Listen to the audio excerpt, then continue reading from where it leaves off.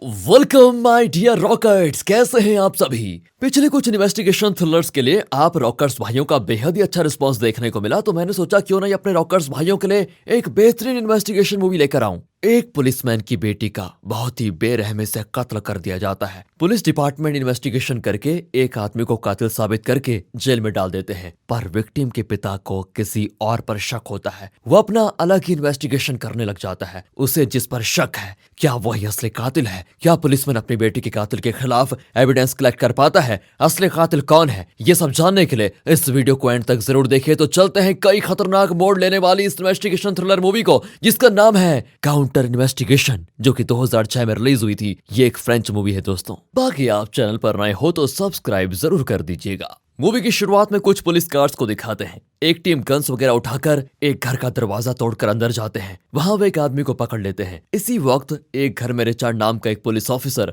अपनी बेटी क्लेयर के साथ बाहर जाने के लिए रेडी हो रहा होता है। क्लेयर खुश होकर अपना बेस्ट ड्रेस पहनना चाहती है। तभी रिचर्ड की वाइफ एमिली, जो कि एक डॉक्टर है, वो कॉल करके पूछती है कि बेटी को साइकिलिंग पे लेके गया या आज भी कोई काम आ गया। रिचर्ड कहता है, मैं तो कब से तैयार बैठा हूं, लेकिन हमारी लाडली तो ऐसे मेकअप कर रही है जैसे साइकिलिंग नहीं कोई फैंसी ड्रेस कंपटीशन में जा रही है। एमिली को इमरजेंसी केस आया होता है तो वो इनके साथ नहीं आ पाती। क्लेयर रेडी होकर आ ही जाती है। रिचर्ड पूछता है कि इतना सज धजने की क्या जरूरत है? क्लेयर कहती है कि पापा ये स्पोर्ट्स है, आप बूढ़े हो गए इसलिए आज के फैशन को आप नहीं जानते। ठीक है मेरी माँ, आप चले। और तभी रिचर्ड को एक कॉल आता है। दरअसल वो आदमी जिसे पुलिस ने कस्टडी में लिया था वो रिचर्ड का फ्रेंड है और वही रिचर्ड को कॉल कर रहा है। रिचर्ड पूछता है, अबे कर क्या दिया तूने इस बार? वो कहते हैं कि यार सिर्फ 200 गरम नशीले पदार्थ बेचा था, उसके लिए मुझे पकड़ लिया तुम्हारे डिपार्टमेंट ने, प्लीज आकर बात कर यार। रिचर्ड भी कहता है कि यार तू भी ना मेरा नाम बदनाम करवा के ही रहेगा, ठहर मैं आता हूँ। अब इस पर क्लेयर डांटती है कि पापा आप हमेशा ऐसा करते हो। फिर रिचर्ड उससे बहुत विनती करता है कि देखो मुझे कोई जरूरी काम आ गया है, बस मैं 1 घंटे में लौट आऊंगा और तुम्हें साइकिलिंग पे जरूर लेकर जाऊंगा। ये कहकर वो निकल जाता है और क्लेयर अपने कंप्यूटर पर किसी चैट वेबसाइट पर अपने फ्रेंड से बातचीत करने लग जाती है। उसका फ्रेंड जिसका नाम डैमियन है, वो कहता है कि अगर फ्री हो तो जंगल के पास आ जाओ। क्लेयर भी बहुत बोर हो जाती है तो डैमियन से मिलने के लिए जंगल की ओर निकल जाती है। यह है उसका फ्रेंड डैमियन। इस उम्र में सिगरेट फूंक रहा है। खैर वहां रिचर्ड अपने दोस्त को पर्सनल बेल पर छुड़ा देता है। जब वो घर लौटता है तो क्लेयर नहीं होती। रिचर्ड एमिली को कॉल करके कहता है कि क्लेयर न जाने कहाँ चली गई, अब पर तुम फिक्र मत करो, मैं उसे ढूंढ लूंगा। और तभी रिचर्ड के फ्रेंड जोसेफ का कॉल आता है, जो खुद भी एक पुलिस ऑफिसर है। वो रिचर्ड को क्लेयर के बारे में कुछ बताता है, जिसे सुनकर रिचर्ड के हाथ पैर ठंडे पड़ जाते हैं और वो उसी स्पॉट पर तुरंत पहुंच जाता है। वहां क्लेयर लहूलुहान हालत में होती है और उसे एम्बुलेंस में चढ़ा रहे होते हैं। उसे बेरहमी से अब्यूज करके बुरी तरह पीटा गया है, जिसकी वजह से बेचारी मर चुकी है। रिचर्ड की तो दुनिया ही बिखर जाती है और वो बहुत रोता है। वो क्लेयर को देखना चाहता है पर जोसेफ उसे बहुत मुश्किल से रोकता है। पूरा डिपार्टमेंट अब कातिल के पीछे लग जाता है, क्योंकि अगर किसी की इतनी हिम्मत है कि एक पुलिस ऑफिसर की बेटी के साथ ऐसा करे तो वो किसी भी लड़की के साथ ऐसा कर सकता है। क्लेयर के फ्यूनरल में बहुत सारे लोग आते हैं, लेकिन किसी के समझ में नहीं आता कि वे इस कपल को कैसे दिलासा दें। रिचर्ड और एमिली से दुख बर्दाश्त नहीं होता। कुछ ही दिनों में पुलिस इस केस में एक आदमी को अरेस्ट कर लेती है। इंटेरोगेशन में पता चलता है कि जिस जगह पर क्लेयर अपनी फ्रेंड डैमियन से मिलने गई थी वहां पर ये आदमी भी मौजूद था। पुलिस को इसी पर शक है, लेकिन ये कबूल नहीं करता कि इसने कातिल किया है। अपनी बेटी का केस रिचर्ड ले नहीं सकता, लेकिन जब रिचर्ड को पता चलता है कि कातिल को अरेस्ट किया गया है तो वो सीधे इंटेरोगेशन रूम में आकर उस आदमी को शूट करने ही वाला होता है, लेकिन सभी उसको रोक देते हैं। वो रिचर्ड को समझाते हैं कि हम इसे सजा जरूर दिलवाएंगे, लेकिन तुम इसे शूट करने की बेवकूफी मत करना। एमिली के बारे में सोचो, तुम्हारे बगैर उसका क्या होगा। अब इस सस्पेक्ट के खिलाफ पुलिस के पास कोई सॉलिड एविडेंस नहीं होता। उनके पास सिर्फ इस बात का प्रूफ ही है कि घटना के वक्त उस जगह पर यह आदमी मौजूद था। इसी के आधार पर पुलिस डिपार्टमेंट अपना इन्फ्लुएंस यूज करके इस आदमी को जेल की सजा दिलवा देता है। 1 साल के बाद वो सस्पेक्ट जिसे कातिल बताया गया था वो अपने केस को रीअपील करता है। इस आदमी का नाम है डैनियल। डैनियल का लॉयर कहता है कि पुलिस ने सिर्फ सर्कमस्टेंशियल एविडेंस के आधार पर मेरे क्लाइंट को कातिल बताकर सजा दे दी है, तो क्या उस वक्त जो जंगल में था उसे कातिल बता देती पुलिस? ये सरासर नाइंसाफी है। अब इस केस में जब जजेस किसी नतीजे पर नहीं पहुंच पाते तो वे जूरी की मदद लेते हैं। जूरी इस केस को समझकर ये फैसला सुनाते हैं कि डैनियल ही कातिल है। इस वजह से डैनियल को फिर से जेल हो जाती है। अब डैनियल को 30 या कम से कम 22 साल जेल में सड़ना पड़ेगा।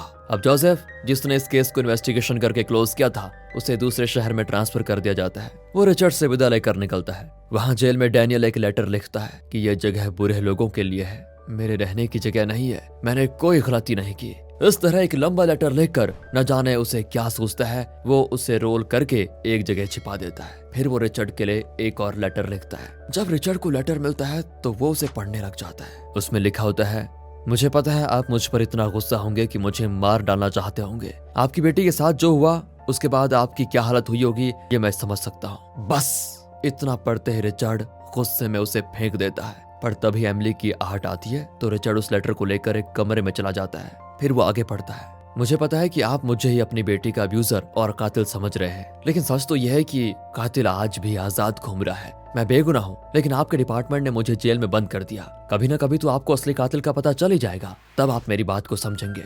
रिचर्ड जैसे तैसे अपनी लाइफ जी रहा होता है।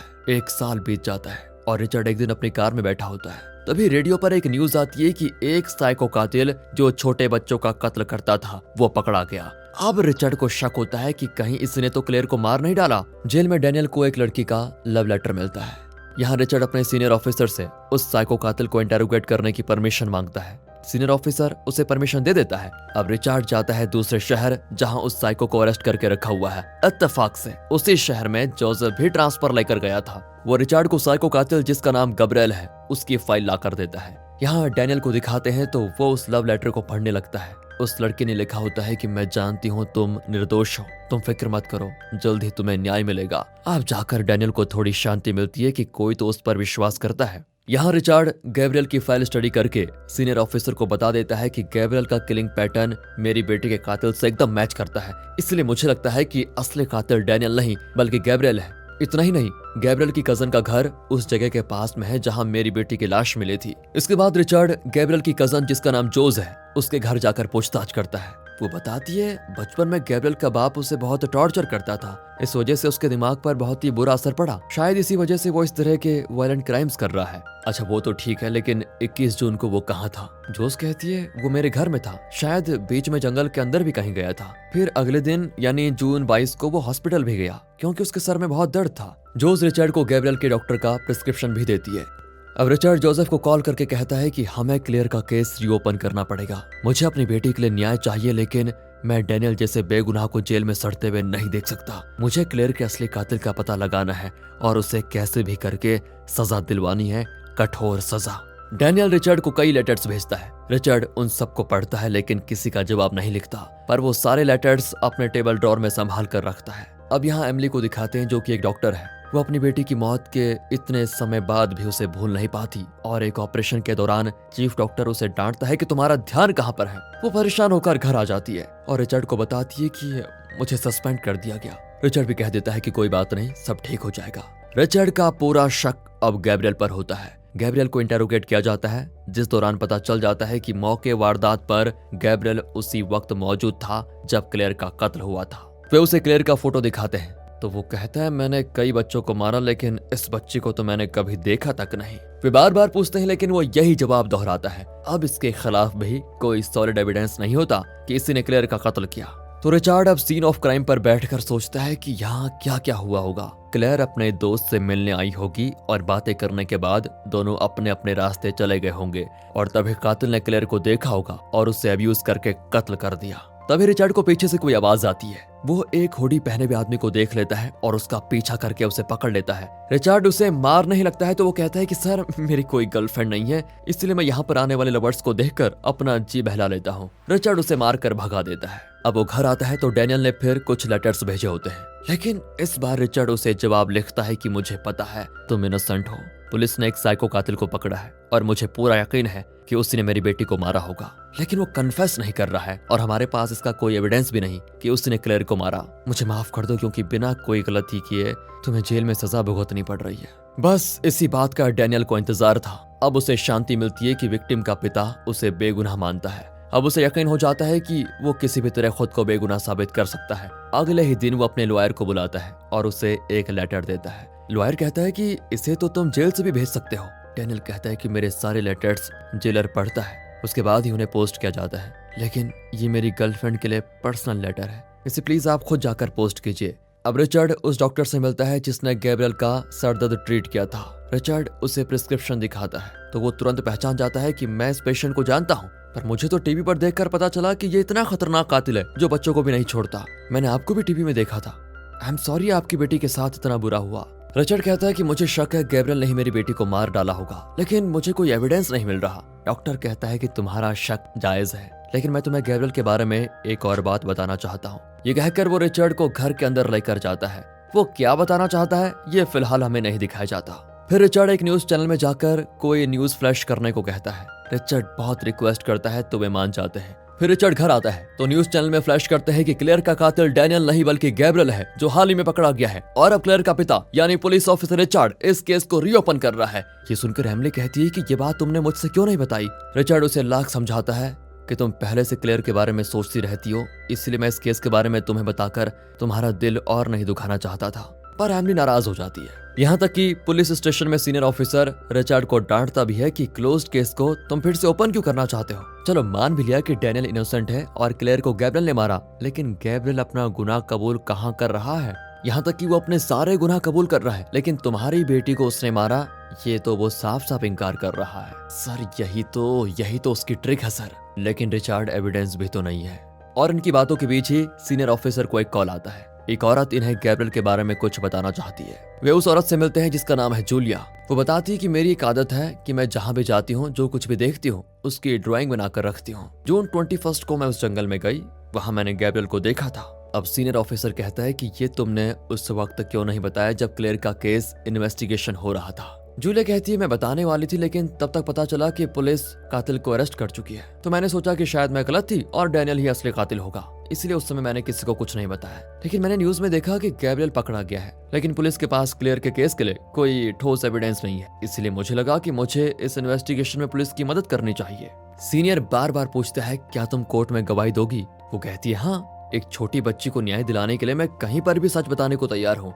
अब रिचर्ड कॉन्फिडेंटली क्लेयर का केस रीओपन करता है, उसकी रीअपील करने की तैयारी करता है ताकि वो डैनियल को जेल से छुड़ा पाए। घर पर एमिली रिचर्ड का टेबल ड्रॉर खोलकर डैनियल के लिखे हुए लेटर्स को देख लेती है और उन्हें पढ़कर वो टेंशन हो जाती है। वो रिचर्ड से पूछती है क्या उस कातिल के इन्हीं लेटर्स को पढ़कर तुम्हें उस पर दया आ गई और इसलिए तुम उसे इनोसेंट कह रहे हो। ये सब करके तुम दोबारा मुझे अपनी बेटी के साथ हुई नाइंसाफी की याद दिला रहे हो। अब मैं तुम्हारे साथ नहीं रह सकती। ये कहकर वो अपना बैग पैक करके घर से चली जाती है। रिचर्ड भी उसे रोकता नहीं और अब अचानक मूवी की शुरुआत वाले सीन को दिखाते हैं। रिचर्ड क्लेयर के साथ साइकिलिंग जाने के लिए तैयार है। तभी उसका दोस्त जो नशीले पदार्थ बेचता है वो कॉल करके रिचर्ड से मदद मांगता है, लेकिन इस बार रिचर्ड कॉल कट कर देता है और क्लेयर से कहता है कि चलो बेटी साइकिलिंग के लिए चलते हैं। पर क्लेयर कहती है कि सॉरी पापा मैं नहीं आ पाऊंगी। रिचर्ड पूछता है क्यों बेटी। क्लेयर कहती है मैं तो मर चुकी हूँ पापा। और तभी अचानक रिचर्ड की नींद खुलती है। वो सपना देख रहा था। अगले दिन वो अपनी सास को कॉल करके पूछता है क्या एमिली वहाँ आई है। वो झूठ बोलती है कि वो तो नहीं आई। फिर वो कहती है कि बेटा मुझे पता है कि तुम जो भी करोगे वो ठीक ही करोगे। और अब कोर्ट में होती है हेयरिंग शुरू। जूलिया गवाही देती है कि मैंने इस आदमी को यानी गैब्रियल को उस दिन जंगल में देखा था। इस पर गैब्रियल कहता है कि मैं अक्सर वहाँ टहलने जाता था क्योंकि मुझे वो जगह बहुत ही पसंद थी, शायद तब इस लड़की ने मुझे देखा होगा। अब गैब्रियल से पूछा जाता है कि क्या तुम्ही ने उस छोटी लड़की का कत्ल भी किया था। गैब्रियल कहता है कि देखिए मैं बार बार कह चुका हूँ कि मैंने उस बच्चे को कभी देखा तक नहीं, और जब मैं बाकी सारे कत्ल को कबूल कर रहा हूँ तो उस बच्चे का कत्ल कबूल करने में मेरा क्या जाएगा, लेकिन मैं इसलिए कबूल नहीं कर रहा हूँ क्योंकि मैंने उसको मारा नहीं। अब इसका लॉजिक भी सभी को ठीक लगता है। क्या आपको भी इसकी बात सच लगती है दोस्तों? कमेंट करके बताइएगा। लेकिन जूरी का डिसीजन फाइनल होता है। वे क्लेयर के केस की डिटेल्स डिस्कस करके बताते हैं कि डैनियल के खिलाफ कोई सॉलिड एविडेंस न होने के कारण उसे सजा नहीं मिलनी चाहिए। डैनियल बहुत ही खुश होता है कि आखिर उसे बेगुनाह साबित कर दिया गया। रिचर्ड उसके लिए खुश जरूर होता है, लेकिन अब भी वो अपनी बेटी को न्याय नहीं दिला पाया। डैनियल अपने जेल सेल में चीजें पैक कर रहा होता है क्योंकि वो आजाद होने वाला है। तब वो उस लेटर को निकालता है जो उसने छुपा कर रखा था। वो आराम से बैठकर उसे पढ़ने लगता है और यहाँ पर हमारे सर पर पहाड़ टूटने जैसा एक ट्विस्ट रिवील होता है। उसमें डैनियल ने लिखा होता है कि मैंने 2 लड़कियों को अब्यूज करके खत्म कर डाला, तीसरी तुम्हारी बेटी थी रिचर्ड। मैंने उसे अब्यूज भी किया और उसे इतना मारा कि उसकी चीखें सुनकर मेरा दिल खुश हो गया। इस तरह और भी कई घिनौनी बातें उसने उसमें लिखी होती हैं। दरअसल रिचर्ड की बेटी क्लेयर के साथ जो बुरा हुआ वो सब डैनियल ने ही किया था, लेकिन इसने ये लेटर रिचर्ड को भेजने के बजाय छुपाकर क्यों रखा? दरअसल ये साइको है और ये जानता था कि अगर वो रिचर्ड को ये लेटर भेजता भी तो इसे जेल वार्डन पढ़ लेता और रिचर्ड को कभी नहीं भेजता। इतना ही नहीं, उसके साइको दिमाग में ये बात बैठ गई कि मैं विक्टिम के बाप को ही अपने लेटर्स के जरिए साइकोलॉजिकल मैनिपुलेट करूंगा और खुद को निर्दोष साबित भी करूंगा। फिर इसने एकदम भले आदमी की तरह रिचर्ड को लेटर पे लेटर लिखता गया कि मैं इनोसेंट हूँ। एन वक्त पर गैब्रियल के बारे में भी खबर फैली तो इसने उस बात का पूरा फायदा उठाया। इसकी हर चाल से बेखबर रिचर्ड ने अपनी बेटी के कातिल को ही रिहा होने में मदद कर दी। वो बेचारा अब भी गैब्रियल को ही क्लेयर का कातिल मान रहा है। अब डैनियल एकदम संत जैसे शांत एक्सप्रेशन के साथ टीवी चैनल्स को इंटरव्यू दे रहा है कि मुझे भगवान पर विश्वास है और भगवान ने ही मुझे न्याय दिलाया है। फिर डैनियल अपनी लवर से मिलता है जो उसे लेटर्स भेजा करती थी। ये कोई और नहीं जूलिया है जिसने गैब्रियल के खिलाफ गवाही देकर डैनियल को इनोसेंट साबित करने में मदद की है। डैनियल ने उस दिन अपने लॉयर को जो पर्सनल लेटर दिया था वो जूलिया के लिए था। उसमें डैनियल ने लिखा था कि तुम पुलिस को कॉल करके गैब्रियल के खिलाफ उन्हें भड़काओ और उसके खिलाफ कोर्ट में गवाही दो, तभी मैं बाहर आ पाऊंगा। जूलिया अब भी इसे इनोसेंट मानती है और सोचती है कि पुलिस ने जानबूझकर इसे कातिल बताकर सजा दिलवाई है। वो नहीं जानती कि क्लेयर का असली कातिल यही है। जूलिया कहती है कि मुझे कोर्ट में झूठ बोलकर बहुत बुरा लग रहा है। डैनियल कहता है कि मैं बेगुनाह हूँ और तुमने मुझे छुड़ाने में मदद की है। कभी कभी सच्चाई को बचाने के लिए हमें झूठ भी बोलना पड़ता है और तुम वो लेटर्स मुझे दे दो जो मैंने जेल से तुम्हें भेजे थे। अगर पुलिस को पता चल गया तो उन्हें शक होगा। ये कहकर वो जूलिया से अपने सारे लेटर्स ले लेता है और इस तरह अपने क्राइम का ये आखिरी एविडेंस भी वो मिटा देता है। अब वो मजे से पेरिस में सेटल होने जा रहा है। वो रिचर्ड को कॉल करके कहता है कि पेरिस जाने से पहले मैं आपसे एक बार मिलना चाहता हूँ। रिचर्ड उसे अपने घर आने को कहता है। वो भी आ जाता है। बेचारा रिचर्ड उसे ड्रिंक भी ऑफर करता है।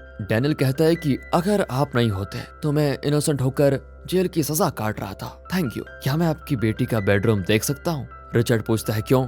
डैनियल कहता है मैंने आपकी बेटी को नहीं देखा है, इसलिए मैं कम से कम उसका कमरा देखना चाहता हूँ। रिचर्ड भी उसे क्लेयर के कमरे में लेकर जाता है। दरअसल डैनियल अपने ईगो को खुश करना चाहता था कि ये देखो, मैं अपने ही विक्टिम के घर पर उसके पिता के साथ उसी के कमरे में आ गया हूँ, मुझे कोई नहीं पकड़ सकता। तभी अचानक से उसे चक्कर आने लगते हैं और वो गिरकर बेहोश हो जाता है। रिचर्ड उसके हाथ पैर बांधकर मुंह पे टेप लगाकर उसी जगह पर लेकर जाता है जहां क्लेयर मरी पड़ी थी। फिर वो डैनियल के सामने बैठ जाता है और कहता है तुमने मुझे गधा समझा है क्या? तुम मुझे अच्छे बच्चे की तरह इमोशनल लेटर्स भेजोगे तो क्या मैं तुम्हें इनोसेंट मान लूंगा? पुलिस वाला हूँ मैं, समझे? मैंने तो तुम्हें देखते ही समझ लिया था कि तुम है कातिल हो। हर पुलिस वाले के अंदर ऐसा इंट्यूशन होता है कि वे किसी को देखकर सेंस कर लेते हैं कि ये क्रिमिनल है या फिर नहीं। वैसे दोस्तों, अगर आपको ये क्वालिटी अच्छी लगी हो तो वीडियो को लाइक कीजिए और कमेंट करके बताइएगा कि इनके अंदर ये स्किल नेचुरली होता है या फिर ट्रेनिंग में मिलती है। यहाँ रिचर्ड पूछता है तुम कुछ कहना चाहते हो क्या? ओह सॉरी, तुम्हारे मुंह पे तो टेप लगा है, तुम कैसे पूछोगे?